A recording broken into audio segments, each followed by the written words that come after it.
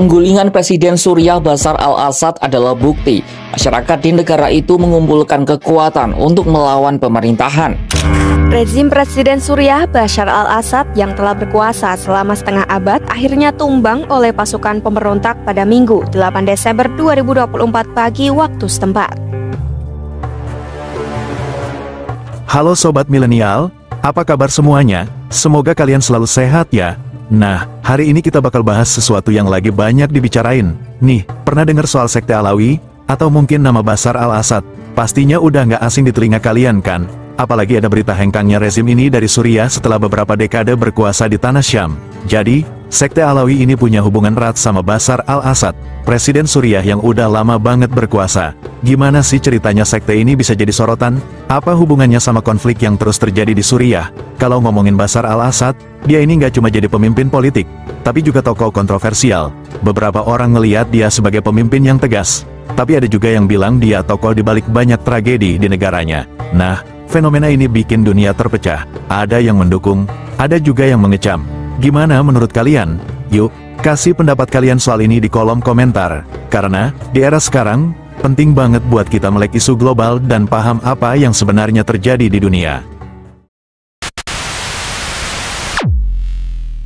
Akar dari Alawisme sebenarnya udah ada sejak abad ke-9 dan ke-10, berpegang pada ajaran tokoh penting bernama Muhammad ibn Nusair dan pengikutnya, Husain ibn Hamdan al-Hasabi. Gimana nggak menarik? Ajaran ini punya sejarah panjang yang bikin kita bertanya-tanya, gimana sih mereka bertahan selama ribuan tahun? Tapi, jangan salah, perjalanan kaum Alawi ini nggak gampang loh. Sepanjang sejarah, mereka sering banget jadi korban penganiayaan. Bayangin aja, mereka harus menghadapi berbagai gelombang serangan, mulai dari tentara salib, Mamluk, sampai Ottoman. Bahkan, mereka juga terlibat dalam sejumlah perang saudara. Ini bikin kita sadar kalau bertahan dengan identitas dan keyakinan mereka itu perjuangan yang luar biasa. Ngomong-ngomong soal tempat tinggal, mereka udah mapan di wilayah Suriah sejak abad ke-12. Kebanyakan dari mereka tinggal di pegunungan Nusairi yang ada di barat laut Suriah. Oh ya, mereka juga sering disebut sebagai Nusairis, sesuai nama pendiri mereka, Muhammad ibn Nusair.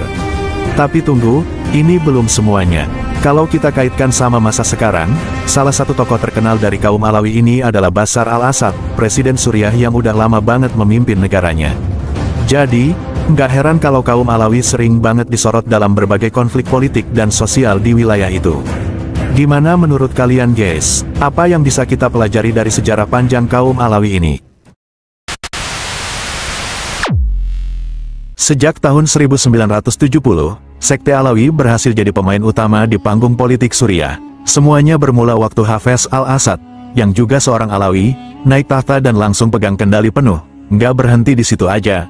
Dominasi Alawi terus berlanjut waktu putranya, Bashar al-Assad, ngambil alih posisi itu setelah Hafez meninggal pada tahun 2000. Yang bikin menarik, meskipun Alawi cuma sekitar 12% dari total populasi Suriah, mereka berhasil banget bikin posisi mereka solid di puncak kekuasaan. Dengan strategi politik yang licin dan jaringan yang kuat, mereka tetap jadi kekuatan utama di negara itu, walaupun ada banyak tantangan dan konflik internal selama beberapa dekade terakhir. Kalau dipikir-pikir, ini tuh kayak David versus Goliath, versi politik, sekte kecil tapi super berpengaruh. Mungkin karena mereka paham banget cara mainin politik dan bikin aliansi, makanya bisa tetap survive sampai sekarang. Gimana menurut lo? Alawi itu katanya adalah pengikut Ali, sepupu sekaligus menantu Nabi Muhammad. Tapi tunggu dulu, ceritanya nggak sesimpel itu. Mayoritas Sunni di Suriah, yang jumlahnya 3/4 dari total penduduk, punya pandangan yang cukup tajam nih soal Alawi. Mereka menganggap Alawi itu menyimpang alias bid'ah, karena pendekatannya yang beda banget dari ajaran Islam. Yang bikin beda adalah cara mereka memandang Ali. Buat Alawi, Ali itu lebih dari sekadar manusia biasa, dia dianggap kayak dewa. Mereka juga punya interpretasi unik soal rukun Islam. Kalau biasanya 5 tugas itu dianggap wajib dilakukan, Alawi justru melihatnya sebagai simbol belaka. Agak mind-blowing kan? Nggak cuma itu, praktik keagamaan mereka juga penuh misteri. Banyak ritualnya yang bersifat rahasia banget, jadi kayak ada lapisan-lapisan teka-teki yang bikin orang makin penasaran. Dan soal hari raya, jangan harap mereka ikut jadwal biasa. Mereka punya perayaan sendiri yang campur-campur dari berbagai tradisi, bikin vibe-nya beda dari yang lain. Oh iya, meskipun mayoritas Sunni menganggap mereka menyimpang, Alawi sendiri ngaku-ngaku masih jadi bagian dari Syiah mainstream, kayak saudara-saudara mereka di Iran. Tapi di balik itu semua, banyak banget yang nggak tahu detail kehidupan mereka, karena sifat mereka yang eksklusif dan cenderung tertutup. Intinya, Alawi itu kayak komunitas misterius yang jalan dengan aturan mereka sendiri, tapi tetap mengklaim jadi bagian dari keluarga besar Islam. Gimana menurut lo? Unik banget kan, ceritanya? Guys, tahukah kalian kalau kaum Alawi tersebar di berbagai wilayah Suriah, terutama di daerah seperti Homs dan Hama yang sering jadi sorotan karena konflik berkepanjangan? Tapi pusat kekuatan mereka sebenarnya ada di kota pesisir Latakia, sebuah kota yang bisa dibilang jadi markas besar komunitas Alawi di Suriah. Namun, jangan salah paham dulu. Nggak semua Alawi mendukung dinasti Asad loh. Faktanya, hanya segelintir dari mereka yang benar-benar menikmati kue kekuasaan dari pemerintahan Asad. Sebagian besar malah hidup sederhana, bahkan dalam kemiskinan, bertahan dengan bertani di pegunungan dekat pantai. Jadi, kesan kalau semua Alawi itu kaya dan berkuasa tuh sebenarnya jauh dari realitas. Uniknya, pengaruh sekte ini nggak cuma terbatas di Suriah.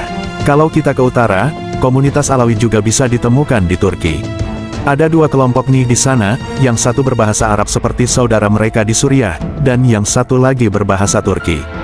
Nah, kelompok yang berbahasa Turki ini dikenal sebagai cabang esoteris dari Syiah, dengan nama mirip, tapi akar dan tradisinya beda jauh.